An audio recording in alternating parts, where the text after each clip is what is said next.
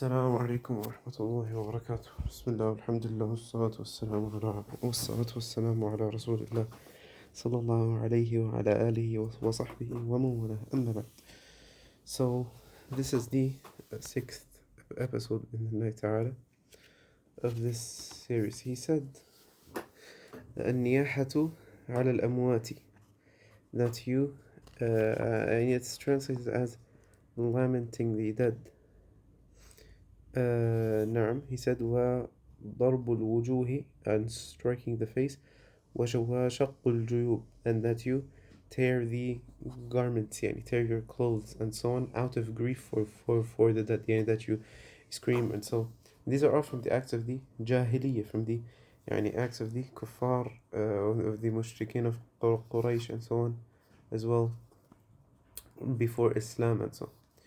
And basically, as the Prophet ﷺ said, that the one who does this, من لطم الخدود وشق الجيوب ودعا بدعوى الجاهلية, he's not from us.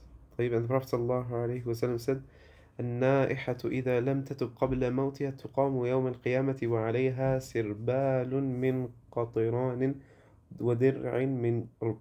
طيب, يعني the woman who screams or who keeps shouting and doing these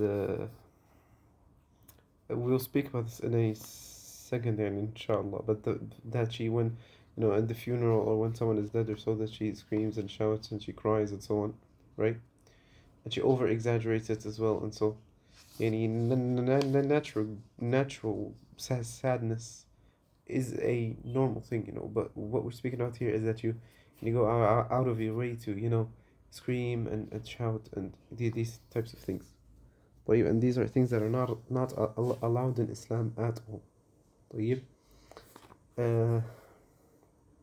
Now, and even in the Jahiliyyah, the mushrikeen of Quraysh, they would literally pay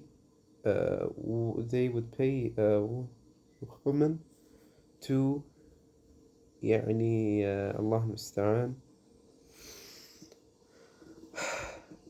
and we spoke about this in the commentary on Al-Ibn al-Surah. They would pay them to dramatically cry in, you could say, like in anguish and so.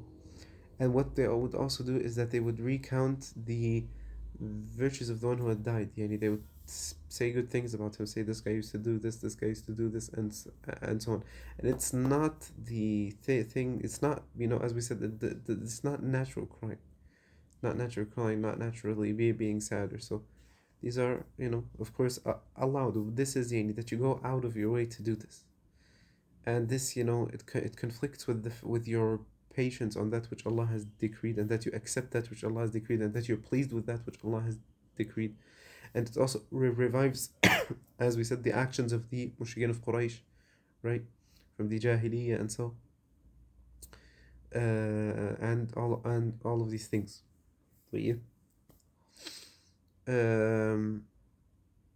And of course it harms those that are alive in the family of the dead, and so by intensifying their sorrow and sadness for this person that they passed, and it as well, if I'm not mistaken, there was a hadith that that it increases the punishment on the one who is in the grave. And of course this is if he's pleased with that, or some people even they say that they say that they want that, before they die they say that they want that, right?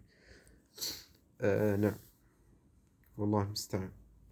So of course, what is not included in this is things that are allowed, like that you're just sadness or having tears or making dua for that person and so on.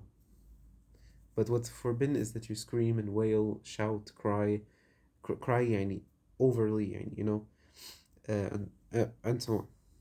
And one should seek reward through being patient on the decree of Allah, being pleased with it, accepting it, seeing how we will go forward. If this person was an important person to you that you would depend on, after Allah, like as as as an example يعني uh, a wife who loses her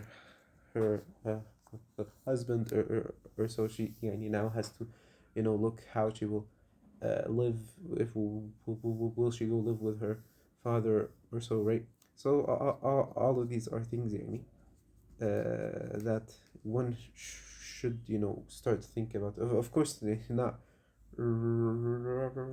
not يعني right away, because then you يعني most people then would be sad and would cry and so on. But what is meant here is that you don't overly scream and shout and so on, as we said. Well,